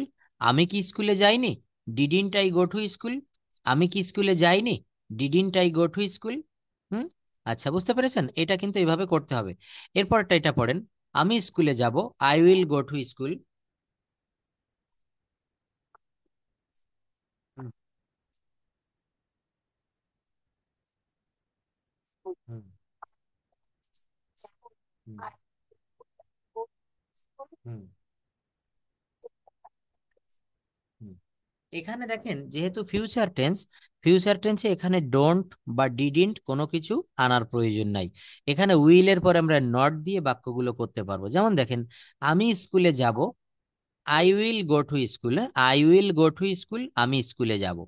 আমি স্কুলে যাব না, I won't go to school. কি হবে বলেন? I won't go to school, আমি স্কুলে যাব না। হুম। আমি কি স্কুলে, ওন্ট মানে হচ্ছে কি, এই উইল মানে হচ্ছে উইল গো, যাব। আর যাব না, এই যে যাব না, এর জন্য ওন্ট গো, হ্যাঁ, মানে উইল এর নট, উইল এর সঙ্গে নট দিলে এটা উইল নট হয়, উইল এর সঙ্গে নট দিলে উইল নট হয়, কিন্তু এটাকে আমরা বলবো ওন্ট। এটাকে আমরা যেমন ডু নট কে আমরা শর্ট ফর্মে বলি হচ্ছে ডোন্ট, ডাজ নট কে আমরা বলি ডাজেন্ট, শর্ট ফর্মে ছোট করে। তো এইটাকে যদি বড় করে লেখা হতো, লিখতে হতো উইল নট। তো এটাকে আমি ছোট করে লিখেছি ওন্ট, হ্যাঁ, এটা হচ্ছে শর্ট ফর্ম। একটা হচ্ছে লং ফর্ম আর একটা হচ্ছে শর্ট ফর্ম। এই যে যেমন will go, hmm, I will go to school, I won't go to school, আমি স্কুলে যাব না। আমি কি স্কুলে যাব? Will I go to school, আমি কি আজ স্কুলে যাব? আমি কি আজ স্কুলে যাব না, এখানে একটা না হবে, won't I go to school. অর্থাৎ এই উইল নট কে বড় করে না লিখে ছোট করে লিখেছি ওন্ট। এবার দেখেন, এখানে প্রেজেন্ট কন্টিনিউয়াস, ঠিক আপনাকে যে টেন্স শিখিয়েছিলাম সেই টেন্স দিয়ে এখানে বাক্য করেছি। আমি স্কুলে যাচ্ছি, কি আছে পড়েন তো। হুম। হুম। স্কুলে যাচ্ছি না। হুম। I going to school. হুম। আমি কি স্কুলে যাচ্ছি? হুম। Am I going to school? হুম। আমি কি স্কুলে যাচ্ছি না? Am I not going to school? দেখেছেন? তাহলে আমি স্কুলে যাচ্ছি, present continuous tense, I am going to school. আমি স্কুলে যাচ্ছি না, I am not going to school. আমি কি স্কুলে যাচ্ছি, এই অ্যামটাকে সবার প্রথমে এনে বসিয়ে দিলেই বাক্যটা কিন্তু প্রশ্নবোধক হয়ে যায়। অ্যাম I going to school? Hmm. Am I going to school? আমি কি স্কুলে যাচ্ছি না, am I not going to school? অর্থাৎ অ্যাম এর পরে সাবজেক্ট আসবে আই, তারপরে নট, তারপর বাকি অংশ সব ঠিক থাকবে। অর্থাৎ আমি স্কুলে যাচ্ছি, আমি স্কুলে যাচ্ছি না, আমি কি স্কুলে যাচ্ছি, আমি কি স্কুলে যাচ্ছি না। বুঝতে পেরেছেন? অর্থাৎ এই বাক্যগুলা কিন্তু আমরা ঠিক এই প্রেজেন্ট কন্টিনিউয়াস টেন্স দিয়ে গঠন করেছি। দেখেন সহজ একটা নিয়ম, আমি স্কুলে যাইতেছি বা যাচ্ছি, I am going to school. আর যখন বলবো নেগেটিভ, আমি স্কুলে যাচ্ছি না, তখন এই অ্যাম এর পরে শুধু একটা নট বসাতে হবে। এম এর পরে কি করতে হবে, শুধু একটা নট বসাতে হবে, আর কিচ্ছু না। I am going to school, I am not going to school. আমি স্কুলে যাচ্ছি না, I am not going to school. আমি কি স্কুলে যাচ্ছি? তখন এই যে প্রথম বাক্যে অ্যাম ছিল, এটাকে সবার প্রথমে এনেছি, am I going to school. কি করেছি? Am I going to school. আর যখন ইয়েস। নেগেটিভ করেছি, তখন অ্যাম আই এর পরে আবার আর একটা নট যোগ করেছি, am I not going to school. আমি কি স্কুলে যাচ্ছি না? হ্যাঁ, এইটা হচ্ছে, এই বাক্যগুলো প্রেজেন্ট কন্টিনিউয়াস টেন্সে করেছি। এখন এইগুলা করব হচ্ছে পাস্ট কন্টিনিউয়াস টেন্সে, এম এর পরিবর্তে শুধু ওয়াজ ব্যবহার করব। কেমন একটু পড়েন তো, I was going to school. School, আমি স্কুল যাচ্ছিলাম। হুম, এটা কিন্তু আই ওয়াজ, অতীতকালে চলমান ছিল, অতীতকালে বোঝাচ্ছে যে আমি স্কুলে যাচ্ছিলাম। এটা গতকাল হতে পারে, এক সপ্তাহ আগে হতে পারে, এক মাস আগে হতে পারে। হ্যাঁ বলেন, I was going to school. হ্যাঁ, তাহলেও সেটা পাস্ট টেন্স। আমার প্রত্যেকটা কথা যখনই মুখ থেকে বের হয়ে যাচ্ছে, সঙ্গে সঙ্গে অতীত হয়ে যাচ্ছে। আপনি যদি বলেন, স্যার আমি 1 ঘন্টা আগে স্কুলে গিয়েছিলাম, আমি 1 ঘন্টা আগে বাজারে গিয়েছিলাম, আমি 1 ঘন্টা আগে বাসায় ফিরেছিলাম, তাহলে এই যে লাম থাকলে সেটা পাস্ট ফর্ম হয়। গিয়েছিলাম, খেয়েছিলাম, দেখেছিলাম, ধরেছিলাম। পড়েন তাহলে, I was going to school.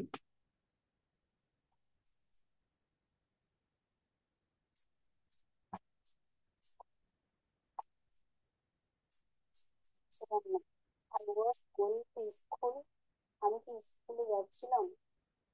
I কি once, once going to wasn't, school. Wasn't, was not কি বলা হচ্ছে, ওয়াজেন্ট। হ্যাঁ। সরি। হুম। হুম। তাহলে এখানে আমরা বাক্যগুলো কিভাবে দেখব? এখন আমরা এই বাক্যগুলো এইভাবে দেখব। এখানে একটা সহজ সূত্র অ্যাপ্লাই করব, সেটা হচ্ছে, আমরা যেমন এখানে গো ব্যবহার করেছি, দেখেন সেই প্রথম থেকেই খেয়াল করেছেন কিনা, প্রত্যেকটা জায়গায় ভার্ব ছিল গো। হ্যাঁ, এখানে আপনি গো এর পরিবর্তে পেলে ব্যবহার করতে পারেন। পেলে মানে খেলা করা। যদি বলা হয় আমি স্কুলে যাচ্ছিলাম, এটা না বলে আপনি বলতে পারেন আমি খেলা করিতেছিলাম। আমি খেলা করছিলাম, যেমন আমি স্কুলে যাচ্ছিলাম, ঠিক একই রকম, শুধু গো এর পরিবর্তে আমি পেলে আনলো। হ্যাঁ, I was playing, I was playing. আমি যদি বলা হয় আমি ফুটবল খেলছিলাম, আই ওয়াজ প্লেইং ফুটবল। আমি ফুটবল খেলছিলাম না, যেমন এই বাক্যটা নেগেটিভ করেছেন। হ্যাঁ, এই বাক্যটা নেগেটিভ করেছেন, আমি স্কুলে যাচ্ছিলাম না, তখন আপনি বললেন আমি ফুটবল খেলছিলাম না, I was not playing football. এখানে যেমন লিখেছেন I was not going to school, ওখানে বলতে হবে I was not playing football. বুঝতে পেরেছেন? এখানেও নেগেটিভ, এখানেও আমি নেগেটিভ করেছি, কিন্তু গোয়িং এর পরিবর্তে আমি প্লেইং দিয়েছি। হ্যাঁ, অর্থাৎ সূত্রটা কিন্তু একই রকম থাকবে, কিন্তু এখানে নিয়মটা একটু চেঞ্জ হবে। মানে নিয়ম বলতে কি, দেখবেন আমাদের ছোটবেলায় 6-7 এর স্যাররা যখন বীজগণিতে অঙ্ক করাতো, একই নিয়মের অঙ্ক করিয়ে সংখ্যা পরিবর্তন করে দিত, অঙ্কের সূত্র কিন্তু একই রকম থাকতো। এবার বলতো তোমরা এগুলা নিজেরা করো, অর্থাৎ সংখ্যা পরিবর্তন করে দিল, কিন্তু জিনিস একই। তো এখানে আমি গোয়িং এর পরিবর্তে আমি প্লেয়িং বললাম, গোয়িং এর পরিবর্তে আমি কি বলেছি, আমি প্লেয়িং বলেছি। হুম? তো এইভাবে কিন্তু এই বাক্যগুলো আমাদেরকে তৈরি করতে হবে। অর্থাৎ এখান থেকে আপনি শুধু গো ভার্ব না, পেলে আনা যায়, ক্যাশ আনা যায়, ইট আনা যায়। যদি বলা হয় আমি স্কুলে যাচ্ছিলাম, এটা না বলে আপনি বলেন আমি ভাত খাচ্ছিলাম, আই ওয়াজ ইটিং রাইস। হ্যাঁ, আমি ভাত খাচ্ছিলাম না, I was not eating rice. অর্থাৎ বিভিন্নভাবে এখানে 30টা বাক্য দিয়েছি। হ্যাঁ, এই যে দেখেন, আমি যেতে পারি। হ্যাঁ, অনেকগুলা, অর্থাৎ অনেকগুলা না, এই অনেকগুলা গো ভার্ব দিয়ে বিভিন্ন রকমের কথা বলা যায়। তো এইগুলা আপনি শিখলে এই গো ভার্বের পরিবর্তে যে কোনো ভার্ব আপনি এখানে এনে বসাতে পারবেন। অর্থাৎ এমনটা বিষয়টা যে, আপনাকে আমি, মনে করেন আমি মোটর সাইকেল চালাতে পারি, আমার একটা মোটর বাইক আছে। এখন আমি যদি কোনোদিন হংকং আসি, বা আমি যদি কোনোদিন আমেরিকায় যাই, ওখানের কোনো আমার বন্ধু যদি আমাকে বলে তুমি বাইকটা ড্রাইভ করো, আমি পিছনে বসে থাকি, তাও আমি পারবো, কারণ বাংলাদেশের মোটর বাইকের যে সিস্টেম, ওখানেও সে একই সিস্টেম। তো আপনি যদি একটা ভার্ব দিয়ে 30টা বাক্য শেখেন, আপনি যদি 1000 ভার্ব জানেন, তাহলে আপনি 30,000 বাক্য তৈরি করতে পারবেন। 1000 ভার্ব জানলে 30,000, তো 1000 ভার্ব মুখস্থ করা কোনো বিষয়, কঠিন কোনো বিষয় না। হ্যাঁ, না মানে আপনি এই, না এই সিস্টেমটা আপনি বুঝবেন, এই যে 30টা বাক্য তৈরি করার সিস্টেম। এখানে দেখেন, আমি মডাল ভার্ব দিয়ে বাক্য করেছি, আই ক্যান গো, আমি যেতে পারি। আমি যেতে পারি না, I can not go, I can't গো। হ্যাঁ, শর্ট ফর্মে বলা হয় ক্যান্ট। হ্যাঁ, হ্যাঁ, আমি কি যেতে পারি, ক্যান আই গো। আমি কি যেতে পারি না, ক্যান নট আই গো। আমি কি যেতে পারি না, ক্যান নট আই? তো এই গো এর পরিবর্তে আপনি পেলে ভার্ব যদি মুখস্থ থাকে আপনার, যদি ক্যাচ মানে ধরা, রাইট মানে লেখা, রিড মানে পড়া, যে কোনো ভার্ব এনে আমি যেতে পারি যদি বলতেন আমি পড়তে পারি আই ক্যান রিড, আমি লিখতে পারি আই ক্যান রাইট, আমি খেতে পারি আই ক্যান ইট, আমি খেলতে পারি আই ক্যান প্লে, তারপর আমি দেখতে পারি আই ক্যান ওয়াচ, অথবা আই ক্যান সি। তো এইভাবে আপনি ভার্ব এখানে পরিবর্তন করতে পারবেন, নিয়ম কিন্তু একই থাকবে। নিয়মটা ঠিক রেখে আপনি অনেক, এই শীটটা দেখবেন, এটা হচ্ছে আমাদের একটা মাস্টার শীট, এটা দিয়ে অনেক বাক্য করা যায় অনেক। এই দেখেন, আমি স্কুলে যাব, I shall go to school. আপনি যদি বলেন আমি মাছ ধরতে যাব, তাহলে I shall go to catch fish. তারপরে যদি বলেন আমি খেলা করতে যাব, আই শ্যাল গো টু, হ্যাঁ, বুঝতে পেরেছেন? হ্যাঁ, ভবিষ্যৎ অর্থে তখন শ্যাল। আমি স্কুলে যাব, I shall go to school. আমি স্কুলে যাব না, আই শ্যাল নট, তো শ্যাল নট কে বলা হচ্ছে shan't, SHANT, I shan't go to school. আমি কি স্কুলে যাব? এই যে এখানে যে অক্সিলারি ভার্বটা শ্যাল, এটা সবার প্রথমে আনতে হবে কখন, প্রশ্ন করার সময়। আমি কি স্কুলে যাব? Shall I go to school. আমি কি স্কুলে যাব না? Shan't I go to school, shan't I go to school. এখানে হ্যাঁ অনেক ভার্ব দিয়েছি, দেখেন এগুলো দিয়ে করতে হবে। হ্যাঁ হ্যাঁ, এইগুলো দিয়ে, এখানে আপনি শুধু গো দিয়ে না, গো দিয়ে প্রথমে এই ভার্ব গুলো পড়বেন আগামাতা, এইগুলো টোটাল পড়ার পরে আপনি গোর পরিবর্তে পেলে আনতে পারেন, ক্যাশ আনতে পারেন, রাইট আনতে পারেন, যে কোনো ই দিয়ে আপনি এগুলো প্র্যাকটিস করলে আপনি পারবেন। যে কোনো ভার্ব দিয়ে আপনি এগুলো প্র্যাকটিস করতে পারবেন। সূত্রটা, নিয়মটা একই থাকবে। যেমন আমি যেতে পারতাম, ক্যান মানে পারা, ক্যানের পাস্ট ফর্ম ব্যবহার করেছি দেখেন, কুড, আই কুড গো, আমি যেতে পারতাম, পাস্ট টেন্স, হ্যাঁ। অতীতকালে যে আপনি বলছেন যে স্যার আমি গতকাল যেতে পারতাম বাজারে, আমি যেতে পারতাম না, I could not go, couldn't go. আমি কি যেতে পারতাম, তখন কি হবে, কুড আই গো। আমি কি যেতে পারতাম না, কুডেন্ট আই গো। দেখেছেন? তো এই সূত্র দিয়ে আপনি অনেক কিছু বলতে পারবেন। আচ্ছা তাহলে হ্যাঁ, এইভাবে এই পর্যন্ত থাকুক। আর একটা বিষয় কি বলতে চাচ্ছিলেন, এখন বলবেন নাকি হোয়াটসঅ্যাপে বলবেন? বলুন বলুন, অবশ্যই। ঠিক আছে, আমি ক্লাসটা কেটে দিচ্ছি, আপনি একটু পরে 2 মিনিট পরে আমাকে ফোন দেন বা হোয়াটসঅ্যাপে নক দেন, ঠিক আছে? Okay, that's all for today, see you in the next class, আল্লাহ হাফিজ।